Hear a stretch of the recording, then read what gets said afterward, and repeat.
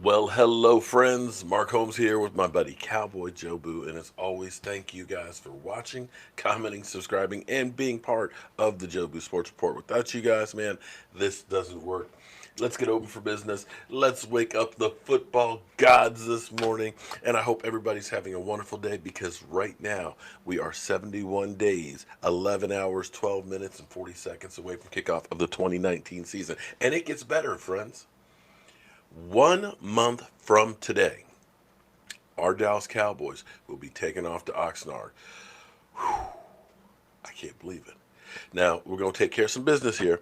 Couple events that we're going to be doing if you want to try and get together with the Joe Boo Sports Report and things. We are going to be all over the place. In Chantilly, Virginia, the Dulles Expo Center, the 12th through the 14th, they have their second of the year autograph signing show, and we'll be there on Sunday the 14th because, of course, there are Dallas Cowboys galore that are going to be there. That's just 2 weeks from this weekend. We know Michael Gallup's going to be there. We know the governor, Connor McGovern's going to be there. I think Randall Cobb will be there. Randy White and a multitude of others. Ed Tuttle Jones. So we're going to be there getting some autographs signed, as well as, of course, meeting up with you great fans. Another thing to circle your calendar to, if you are in the Washington, D.C. metro area, anywhere close to Richmond, we're going to be doing a joint telecast with Michael Anthony Fitness and Ed Oliver from Redskins training camp. And I know people are saying, oh, you're a closet Redskin fan. No. You need to know the enemy. And we want to go in there and show the Washington Redskins that there are plenty of Dallas Cowboy fans around, that we're still here sticking it to those sorry Redskins. So, here we are on the Don't Sleep on the Dallas Cowboy report because you literally cannot sleep on the Dallas Cowboys because things happen late in the evening, late at night, first thing in the morning, so you want to be up to speed with all that is America's team. And I'm glad to report there really isn't anything to report. This is that silly period. This is like, God, I hate to quote a dingbat, but Philly 500 is like, you got a little taste of mini camp and OTAs and stuff, seeing your team on the field, seeing some practice tape and everything else, and then all of a sudden, boom, it's like another offseason. And he put it perfectly. That's about the only thing that he got right, but it's really like another offseason. You get a little tease, a little taste, and then it's just like that 6 weeks of nothingness. The vacuum, the black hole. No, we don't want to be the Raiders.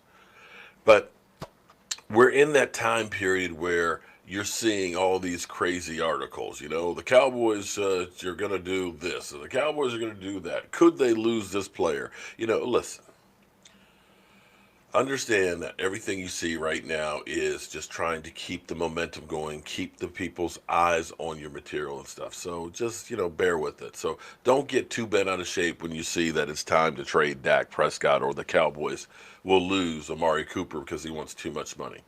That's not the problem. And what I'm going through is I'm thinking about training camp is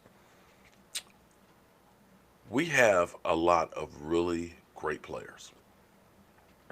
Not all of them are going to be able to make that 53 team roster.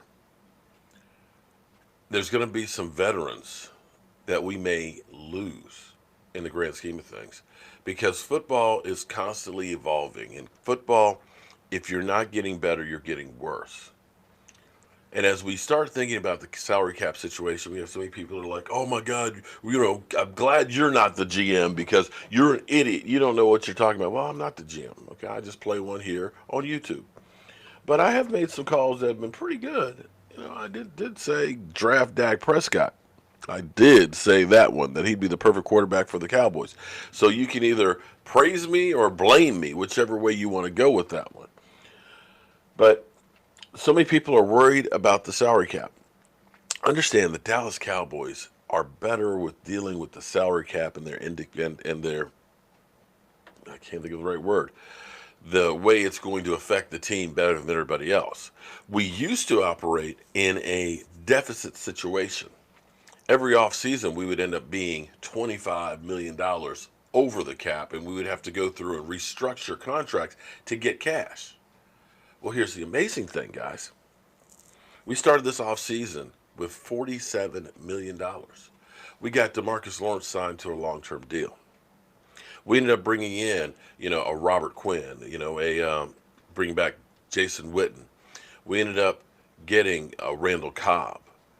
We ended up bringing in more players, Kerry Hayter, guys that are going to be competing that won't have long-term ramifications. That, in fact, if they play well and leave, may even bring us draft picks. And people are still going crazy that, well, you can't pay Dak Prescott and Amari Cooper because if you do, we'll be back in cap hell. And quite actually, honestly, no, you won't. Because here's the thing about it is you're looking at stuff in today's dollars, but when you're doing the contract, you're really doing it in down the road money. You look at it today because as we look at, let's say we're over the cap right now.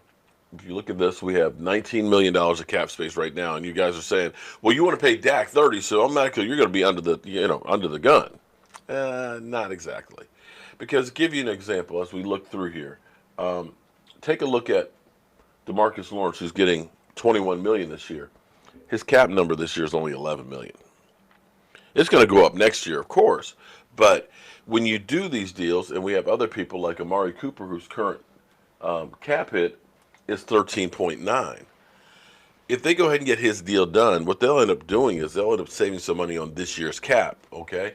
Because you can front load a contract, you can back load it, depending on how much money you put in a signing bonus and guaranteed money. That's prorated over the life of the contract. So let's say you have a 5-year contract and you give a guy $50 million guaranteed. Well, only $10 million of that's going to count each year. You could turn around and say it's a $75 million contract. We're going to pay you $1 million for the first year. So he's getting a check, a big signing bonus check for $50 million plus his $1 million for that year. And then you're only being charged $11 million on the cap. And that's how, I just use that hypothetically as a number, but that's how it works. It ends up being prorated over the life of the contract.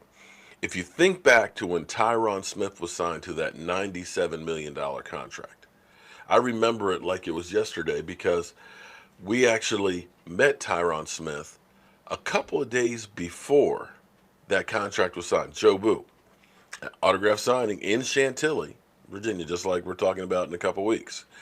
And he's not crazy about Joe Boo. He's like, man, I'm scared of that voodoo. It's kind of, it was funny.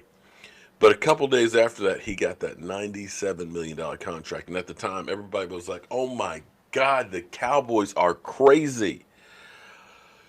You're going to pay a lineman $97 million? Because at the time, it just blew everything away.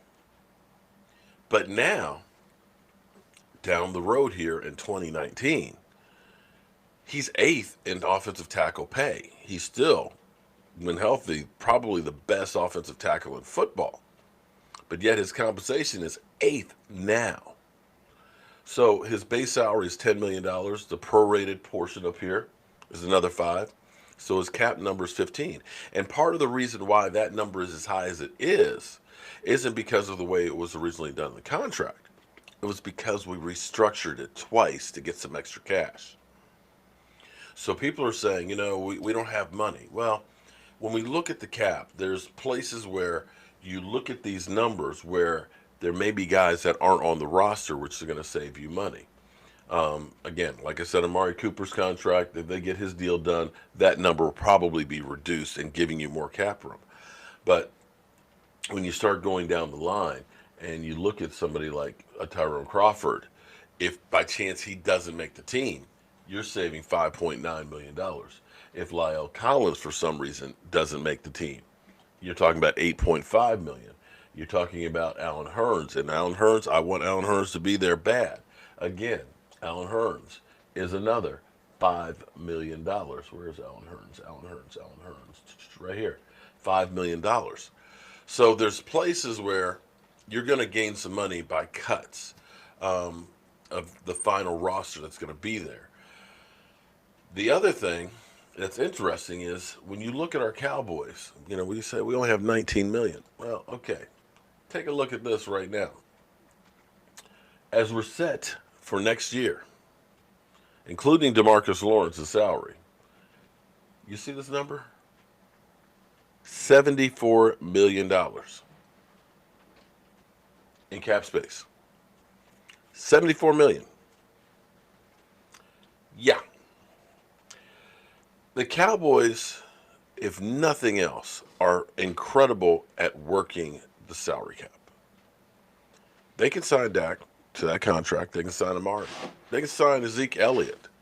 And what you also have to understand too is if you were, say, the Washington Redskins, a team that always goes out and signs tons and tons of free agents, then yeah, you need a boatload of money because you have so many holes that you can't fill through the draft. But the Dallas Cowboys are in a different position than very few teams are. One, they draft well and find talent for their team. This team is not built off of a backs of free agents. They're homegrown talents.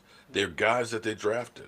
Your offensive line, look at it. Every one of those guys, Pro Bowlers that have been drafted by the team. DeMarcus Lawrence drafted by the team. And pieces that have been fitting and be playing great for the team, like an Antoine Woods and things, guys that they find on the cheap. So we're going to be okay with the salary cap situation, whether we sign Dak for $30 million or $34 million. I guarantee we'll be okay. Same thing with Amari Cooper. We're in better shape than almost anybody when it comes to the salary cap.